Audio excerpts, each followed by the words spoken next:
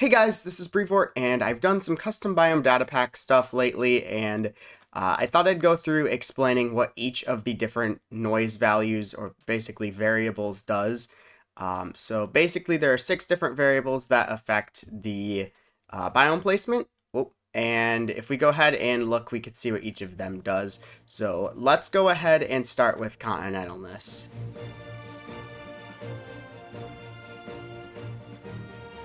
So this is a perfect example of a seed where the continentalness at 0, 0 is actually an ocean biome. So spawn is right about here. Normally spawn will try to be as close to 0, 0 as possible. However, the game does not like you to spawn in oceans, so it'll pick places that have slightly higher continentalness than oceans. So continentalness can be found on the debug screen here as well as here.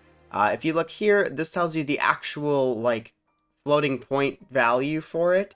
I think that's the right term for it. And this will tell you what it is in terms of how the biomes are actually placed. So this is a coast, so it spawns a beach biome. So starting at the very lowest end of the spectrum, you might think that we have really, really deep oceans, but we actually are going to have mushroom islands. So let's go ahead and locate ourselves a mushroom island. Alright, here we are in a mushroom island. You'll notice the water's a little bit bluer here just because Java Edition. The lowest continentalness is mushroom fields, and you see that our continentalness actual value is minus 1.198 here. Basically anything under a value of minus 1.05 will be a mushroom island. Whether or not it's actually placed or not, the biome will still be there. And the reason that mushroom islands actually have the lowest continentalness is because they won't be landlocked this way, and they'll always be surrounded by deep ocean. So yeah, slightly higher continentalness than that, we have deep oceans, which have a continentalness value between minus 1.05 and minus 0.455. So this is a deep lukewarm ocean. The temperature of the ocean is actually dependent on the temperature value, but this is a deep ocean, and in deep oceans we can get ocean monuments to spawn. I forgot the word for them at first, or to generate. So here is an ocean monument. They need deep ocean to generate, and they also need the chunks around them to be either ocean or deep ocean, so they won't ever be super close to shore even if a deep ocean happens to generate there. And as our continentalness value is increasing, when we get to 0.455, or minus 0.455 rather, we get to a regular ocean, which again is determined based on the temperature of the actual ocean. Also, this is a very steep incline from mushroom fields to shores here. You have the very lowest all the way up to a coastal biome and a little bit further inland than that. And a little bit further inland from oceans, you have beaches, which are like beaches, snowy beaches, stony shores, those types of things. And as well as deserts, which can generate if the continentalness is a coast as well as the temperature is 4. So you see here that the temperature is 4. And coasts will generate in continentalness between minus 0.19 and minus 0.11. If we go a little bit further inland, we have the near inland, which is a very skinny biome usually. It's just a little thin strip. Now, it's getting a little hard to showcase because we are getting more and more inland, so I'm going to go ahead and do this. So this is a custom dimension that I made using a data pack, which has, instead of vanilla biomes, biomes that are determined based only on the continentalness, so that it's a little bit easier to showcase, and they have different grass colors accordingly. So we have the coast here. If we go just a little bit further inland, we have the near inland. Near inland generates in continentalness values between minus 0.11 and positive 0.03. As you can see, the near inlands are just this very thin strip of yellowish orange here.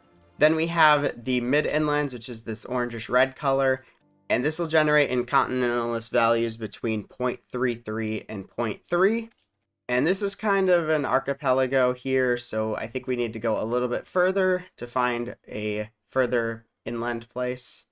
And here we have the final biome. This bright red here is the far inlands. Far inlands will generate in anywhere where continentalness values are greater than 0.3. Continentalness is one of the variables that impacts the height of the terrain, I think most drastically. The others being erosion, weirdness, and peaks and valleys. Temperature and vegetation do not impact the height of the terrain at all. Most of the time, oceans and deep oceans will generate flooded, like you could see here. However, there are some places in oceans and deep oceans where you'll actually have a high point. It actually, on the peaks and valleys, is considered a valley here, so it's not entirely affected by the other variables as well. It's kind of just random, but it'll always be in this spot in this seed. If we go ahead and teleport ourselves back to the overworld, you can see that there is just a random ocean island here in this exact same seed.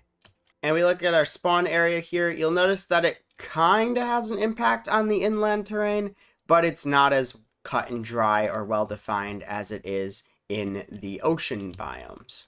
So for example, here we have a far inland and a mid inland here, and there's barely any difference in the terrain height. Actually, I don't think it's really affecting it at all. And I just realized if we turn off biome blend, it'll make it a lot clearer where the actual boundaries are. And also, sometimes you can have coasts that aren't actually bordering an ocean, so that's why beaches don't always generate, as well as why sometimes you'll have beaches generating inland without any oceans near them. This is just because of the way that Perlin noise works. Sometimes it'll have a valley in the noise that doesn't go deep enough to generate an ocean, but it does go deep enough to generate a coast. In some places, the difference between the near inlands and the mid inlands have a pretty significant change in elevation, but in other cases that isn't necessarily true. There can also be far inland areas that are flooded that aren't oceans. And we have some pretty flooded terrain here, which is far inland, and can you guess what biome it is in the overworld? It was some swamps and mangrove swamps.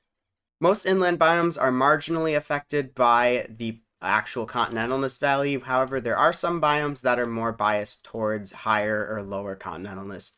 We got some pretty steep, craggy terrain here. Can you guess what this biome is? It was a windswept savanna. Did you get it right? Let me know in the comments. Windswept savannas like to generate in near inland areas. And here we have a map of the Perlin noise for a random seed. So here we have like the low continentalness is the blue and the high continentalness is the dark red. And it's kind of hard to tell what the distribution is, but if we go ahead and go over to the actual biome map, we can see this is my custom dimension that has the biomes more clearly defined. We can see that the majority of the oceans is dominated by deep oceans, and the majority of the inland biomes is dominated by far inland. However, we also have these archipelagos where things like mid-inlands are a little bit more prominent. If you'd like to talk about it with me and some other people, then you can hop over to our Discord server. That'll be in the link in the video description as well as in the pinned comment. But that's about it for this one. Don't forget to leave a like if you've enjoyed and subscribe if you'd like to see more. Thank you for watching, and I'll see you soon with another.